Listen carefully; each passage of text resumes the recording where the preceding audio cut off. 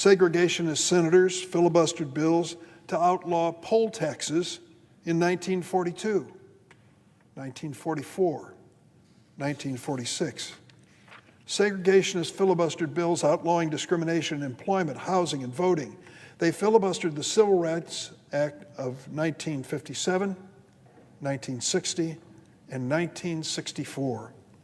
Every time segregationists used the filibuster to block civil rights measures, they spoke of the tactic as nearly a sacred principle passed down by our founding fathers.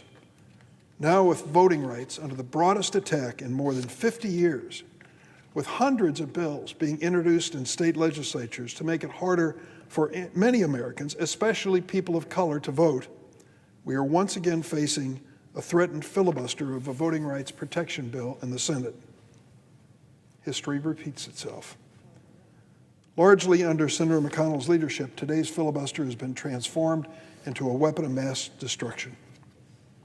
In 2009, during the Great Recession, America was in a financial freefall, our economy teetering on the edge of another depression, millions out of work, homes, life savings at risk.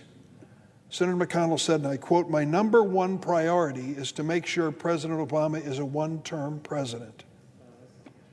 And the number one weapon he used to make good on his threat? The filibuster. Now America has a new president.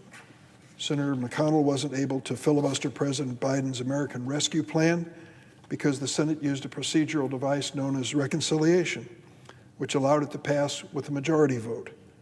All 50 Democratic senators and the vice president were prepared to vote and break the tie.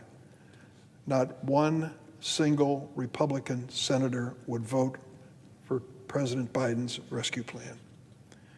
Today, America is getting shots in the arm and checks in their pockets because we passed that bill despite the intransigence of the other side of the aisle.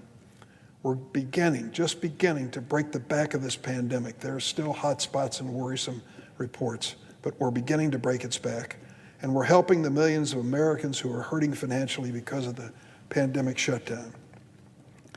Now the Senate is ready to start work on the next chapter of our national economic recovery. President Biden's American Jobs Plan is a bold plan to invest in America, in our infrastructure, in order to tackle not only the needs of transportation, but climate change, job creation, and the growth in industries with good jobs here in America, not overseas, not in China, but here in America. That is President Biden's goal. It would rebuild our roads, bridges, rails, ports, airports, water systems. Madam President, I learned during the break that until 1986, the city of Chicago mandated in its plumbing code that the service line from the water main to the home be made of lead. Lead. We know lead is dangerous to everyone, certainly to children, and yet we have 23% of the lead service lines in America in Chicago and the surrounding area. That is a public health hazard. Some may not think that's infrastructure, but if you can't deliver safe drinking water to America, what else is important? We need to rebuild our 5G broadband internet and expand it, renewable energy, advanced research and technology. We need to create millions of jobs and to lay the foundation for American economic prosperity for decades to come.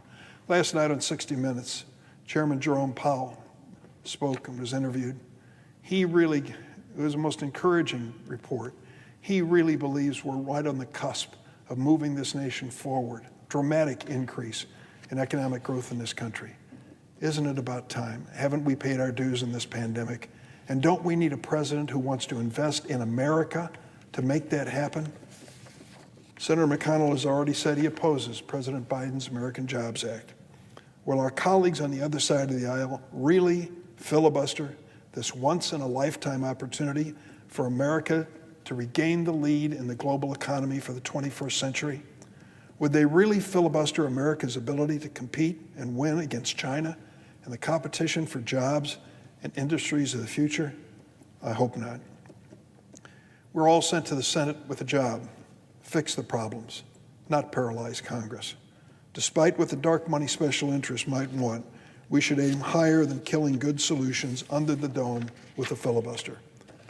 Let's talk, let's meet, let's reason things out, let's negotiate, and let's pass laws that protect America's democracy and our economic prosperity. On January 6th, hundreds of police officers risked their lives to protect our democracy. Don't we owe it to them to come together, honor their courage and sacrifice by doing the work of democracy? Madam President, I yield the floor and suggest the absence of a quorum. Clerk will call the roll. Ms. Baldwin.